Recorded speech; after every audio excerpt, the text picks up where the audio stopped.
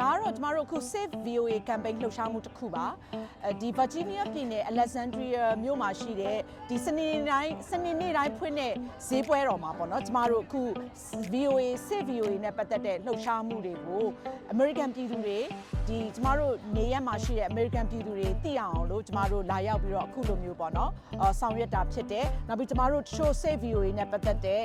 ပစ္စည်းလေးတွေကိုလည်းရောင်းချတယ်ဒါကတော့ရတဲ့ရန်ပုံငွေတွေဟာကျမတို့လုပ်ဖို့ကိုင်ပဲသတင်းတောက်တွေနောက်ပြီးတော့နိုင်ငံတကာမှာရှိနေတဲ့ VOA သတင်းတောက်တွေမှာအခက်အကျက်တဲဖြစ်နေတဲ့အချိန်မှာကျမတို့ထောက်ပံ့နိုင်အောင်လို့ပေါ့နော်ဒါရန်ပုံငွေရှာဖွေတာလည်းဖြစ်တယ်အဲ့တော့အဓိကတော့ VOA က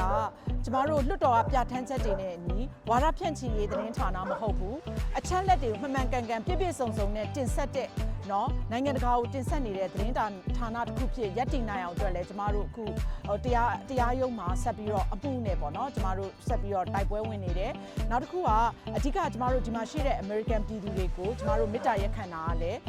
လွှတ်တော်မှာသက်ဆိုင်ရာပြည်နယ်လွှတ်တော်အမတ်တွေကိုခေါ်ပြီးတော့ဒီ VOA နဲ့ပတ်သက်ပြီးတော့ပေါ့နော်စိုးရိမ်မှုတွေဒီ VOA ဆက်ပြီးတော့ရှင်သန်နိုင်မှုအတွက်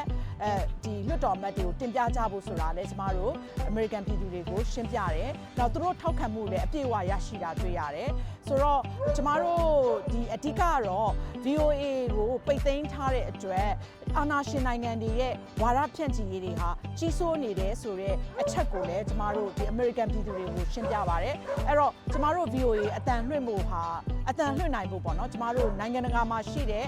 ကျမတို့ရဲ့ပရိသတ်ပေါင်းဒီမြန်မာအပါအဝင်တပတ်ကိုတန်း360ကျော်ရှိတဲ့ဒီကျမတို့ VOA ပရိသတ်တွေအတွက်အချက်လက်တွေမှန်ကန်ကန်တင်ပြနိုင်ဖို့ကျမတို့ Save VOA ကအဖွဲ့သူအဖွဲ့သားတွေ VOA ဝန်ထမ်းတွေကဆက်ပြီးတော့တိုက်ပွဲဝင်နေတယ်ဆိုတာအသိပေးပါရစေရှင်